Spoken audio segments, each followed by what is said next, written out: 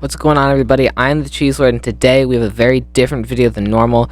Today I'm going to be talking about the life story of Dan Campbell, a very loyal man and savior of the Detroit Lions. If you enjoy, be sure to like the video and subscribe maybe. Tell me what you want me to do next time. Without further ado, let's get straight into it.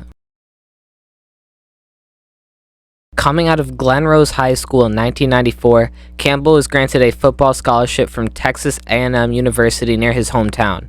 He served as backup tight end until his third year, where he split the starting role with Derek Spiller. He recorded 12 receptions for 143 yards and 2 touchdowns, primarily being a blocking tight end. I know that doesn't sound that impressive until you account for the fact that he had an average of 11.9 yards per reception. Taking a turn for his first year, however, Campbell only started 2 games and played 1 game at flanker and the other at split end.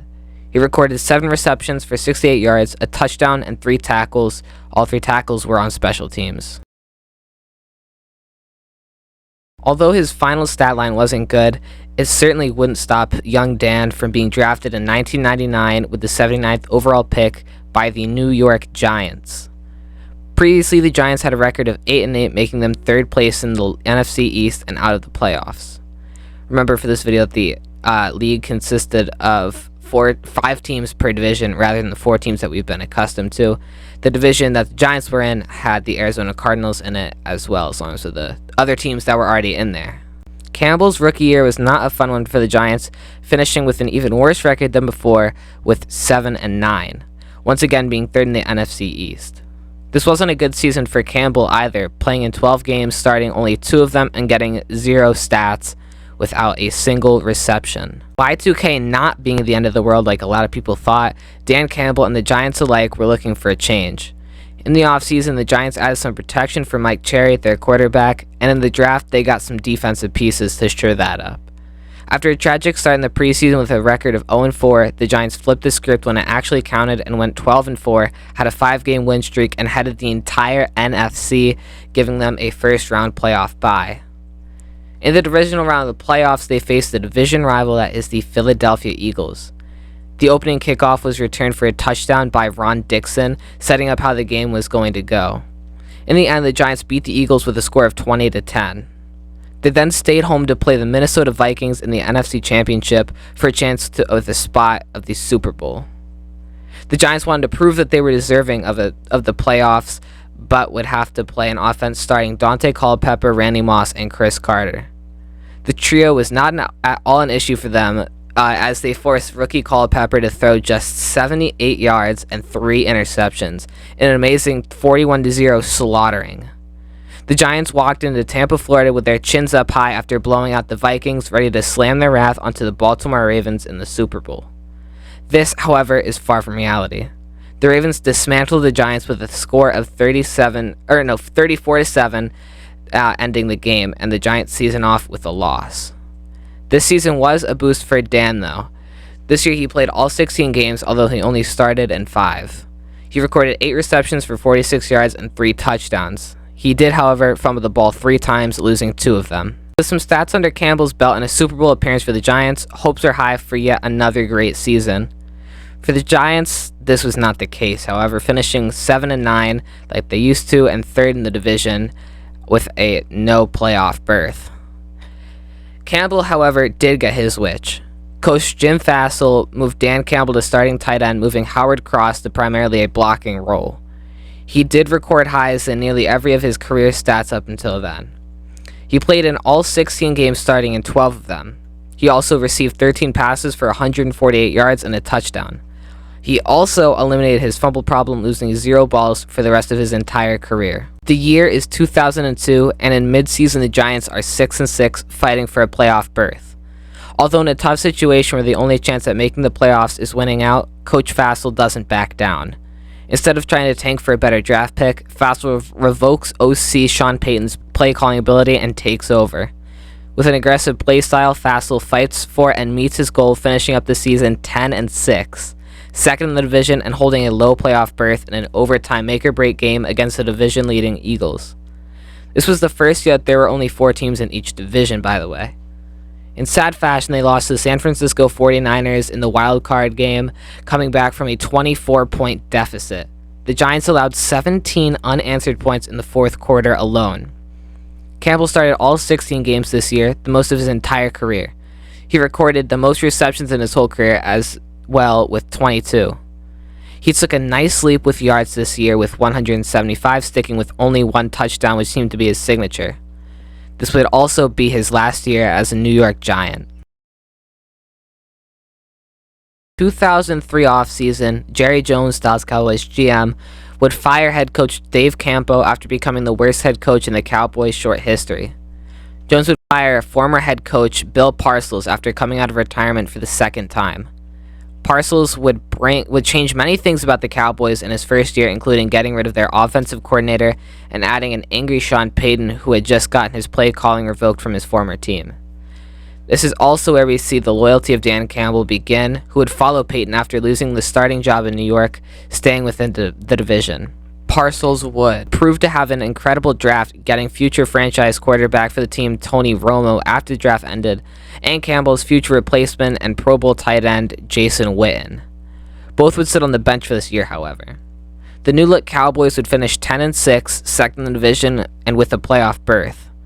They would play the 3-seed Carolina Panthers as just the 6th seed and lose pretty badly with a score of 29-10. The Cowboys just simply did not have a good offense, with their quarterback accounting for most of their rushing yards with only 25. Campbell this year would start in 15 of the 16 games he played in and catch 20 balls for 195 yards and a touchdown. After one of Campbell's best seasons of his career, tragedy would fall. On September 30th, 2004, Dan Campbell would tear ligaments in his foot, putting him on the injury reserve, ending his season after only starting 2 out of the 3 games that he had played. Campbell would end the season with 2 receptions for 16 yards. The Cowboys would also have a tough time this year with their starting quarterback being dropped out of nowhere. Not even the players knew that this was going to happen. It has been speculated that this was due to multiple failed drug tests. Vinny Testaverde would begin as quarterback for the Cowboys, who would later prove to become a good mentor for Tony Romo, who would not start the season. But Testaverde was later replaced. The Cowboys were a mess, with their defense also regressing pretty rapidly. The only hope that they had that season would be running back Julius Jones starting for the final 7 games of the season, producing 800 yards. In the 2005 NFL season, Dan Campbell would return as the starting tight end of the Dallas Cowboys. The Cowboys would fix their big question mark at QB by signing a star quarterback that Parcells used to coach, Drew Bledsoe. They would also have a great draft, getting future Pro Bowlers Ray Ratliff and Marion Barber and future Hall of Famer DeMarcus Ware. Although many of the Cowboys' problems seemed to be solved, they only finished the season with a record of 9-7, being 3rd in the division and missing out on the playoffs. Campbell started 12 out of the 16 games he played in, but would only record 3 receptions for 24 yards and a touchdown, becoming a true blocker. With the loss in production for Campbell, this would be his last year as a Dallas Cowboy. To create an odd pattern for Campbell, he joined the Detroit Lions in the 2006 season, where they would start new head coach Rod Marinelli, who was formerly the defensive line coach for the Tampa Bay Buccaneers. Campbell would team up with his best quarterback yet, Dan Orlovsky, who would lead Campbell to his best season yet, where he would start in 11 of the 16 games he played in. He recorded 21 receptions for career highs in yards with 309, average yards per catch with 14.7, his longest play of his entire career being 30 yards, and touchdowns with 4. This would be the best year of his entire career. Remember, he was a blocking tight end. This could not help the Lions be successful, however, with a final record of only 3-13, being at the bottom of their division. Campbell was excited coming off his best year ever, but sadly, tragedy once again struck with yet another injury. On September 16, 2007, Campbell would sustain a season-ending injury in a Week 2 overtime win against the Minnesota Vikings. Campbell injured his elbow and was placed on injury reserve on September 22nd. Campbell started 1 of the 2 games that he played in and only had 1 catch for 1 yard. The Lions would start out this year 6-2 in surprising fashion, and in even more surprising fashion, finish at 7-9, tied for last in their division with the Chicago Bears. Their only other win was against the Kansas City Chiefs in Week 16 with a 20-25 score. The Lions' next 52 games would only win 5. They would only win 5 of their next 52. That's less than 10%. In the following season, Campbell would play in only week 1 where he would face yet another injury.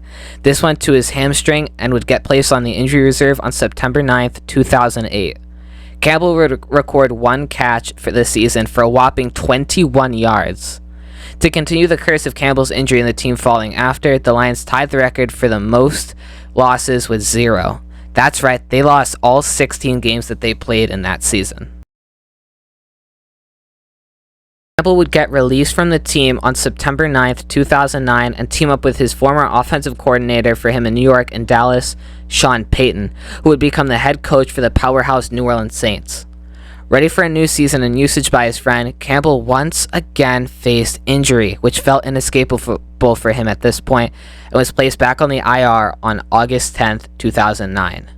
He suffered an MCL tear injury in training camp and didn't get to see the field at all. The Saints would go on to finish with a 13-3 record, granting them the 1 seed in the NFC. They would continue to demolish the Cardinals in the divisional round of the playoffs with a score of 45-14. They would go on to beat the Vikings for a spot in the Super Bowl, where they would beat the Indianapolis Colts 31-17. Although technically on the roster, Campbell did not earn a Super Bowl ring, which would anger him. This would lead to an injured Campbell's retirement after the 2009 season and the loss of one of the best blocking tight ends in NFL history. Without missing a beat, Campbell knew that he wanted to remain in the NFL, but didn't know how and wanted to try out coaching. He went to work with the Miami Dolphins as a coaching intern to see how coaching would fit him, and although he wasn't able to do much, he tested if you could like it, and he did. He loved it. They would only go on to go 7-9 and miss the playoffs, but Campbell decided what he wanted to do with his life. The following season, he was promoted to tight ends coach, where he could help better the team. Campbell would continue to do a good job for the next few years until 2015. In the time that we skipped, the Dolphins never went above 500, and there was concern throughout the organization about the head coaching position. Joe Philbin continued to only produce mediocre outcomes as head coach and was fired during their bye week after the team started 1-3. The organization, looking for someone from inside to replace him, promoted Dan Campbell to head coach. This was the biggest opportunity of Campbell's career that he'd ever seen. Campbell was not able to save the team completely, leading to a 6-10 season and disappointment. Apparently, Campbell was not ready to take the leap and was fired in the offseason. Campbell would once again rely on his connections and friendships that he made throughout his NFL career and look to former offensive coordinator and coach Sean Payton for what to do. Payton wanted to give Campbell another chance as a coach, so he hired him. To help nudge Campbell in the right direction slowly, Payton made Campbell tight ends coach and assistant head coach. This way he could learn from the Payton while also keeping his element with the tight ends. The next year they finished 6-10 in a disappointing ending. To turn it around, the duo would continue to win the NFC South the next 4 years in a row, creating a scary monster to battle. After seeing the mass success that Campbell had helped to create and how much he had grown as a man, the Detroit Lions offered him a position at head coach after a horrible season, finishing 5-11.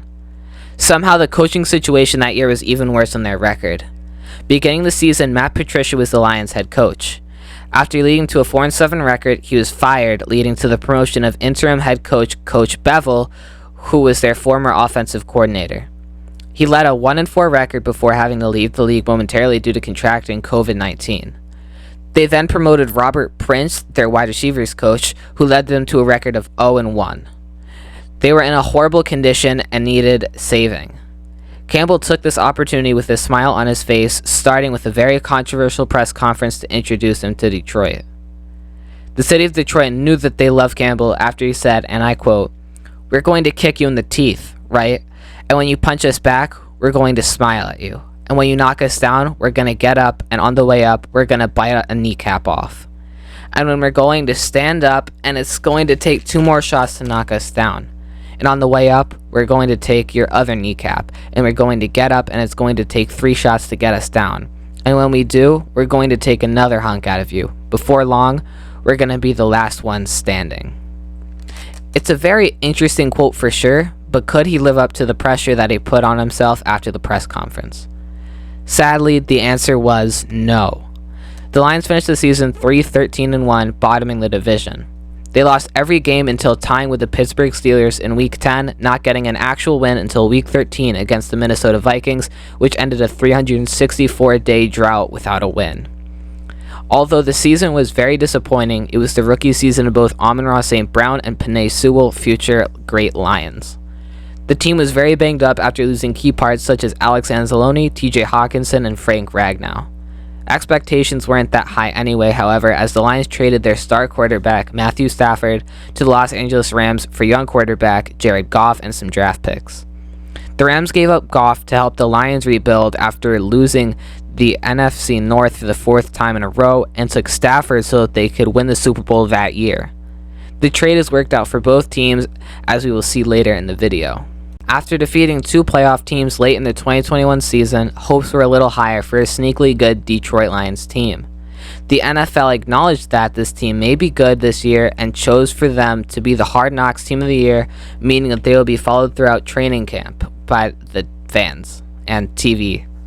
Campbell was successful in the draft, getting helpful players such as defensive end Aiden Hutchinson, wide receiver Jameson Williams, and defensive end Josh Paschal. Sadly, at midseason, the Lions had a record of 1-6, and all football fans thought that it would just be another bad season for the Detroit Lions, and that the organization was still cursed with endless losing, but Campbell disagreed.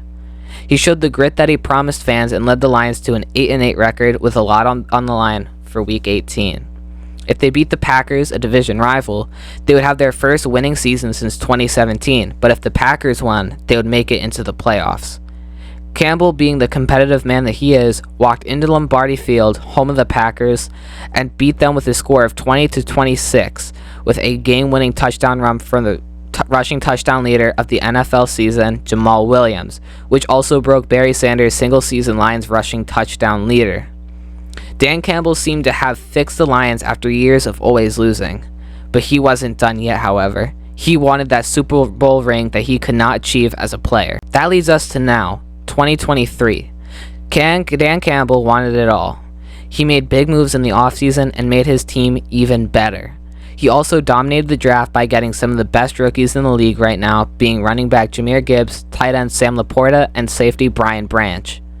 With the Dan Campbell rebuilt Lions looking like a powerhouse, they did what not even some of the fans thought they would. The Lions started the season 8-2 for the first time since 1962. They won the NFC North for the first time since the changing of the divisions in 2002, and their first time winning it in general since 1993. They finished the season with a record of 12-5, tying the NFC for first place. They became the third seed in the NFC due to losses against the two teams above them. This means that the Lions would have to face the team that would bring the season and Dan Campbell's coaching career full circle, the Los Angeles Rams. The Rams won the Super Bowl because of the Lions, and the Lions rebuilt because all that the Rams gave them. The Lions would host their first playoff game since 1993, and they hadn't won a playoff game since 1991. This was Dan Campbell's chance, and he grabbed it and ran with it in a nail-biter wild card round where they beat the Rams 24-23. Dan had done it. He did everything that the Lions fans asked him, but he wasn't quite done yet. The next week, a determined Dan faced the Tampa Bay Buccaneers in the divisional round of the playoffs. They hadn't won a divisional playoff game since 1957. Could he do it? The answer, as we all know, is yes. Campbell worked the Buccaneers with a tough 31-23 win.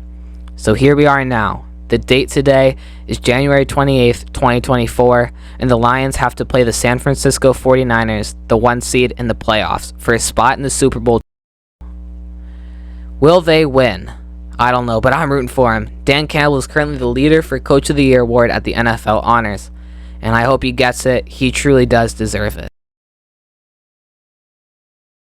Anyway, that's going to do it for the video, everybody. If you enjoyed, be sure to like and subscribe. Tell me if you want me to make another video like this. And with that one, I'll see you guys in the next one. Peace out and goodbye. Tell me what you wanted me to do next.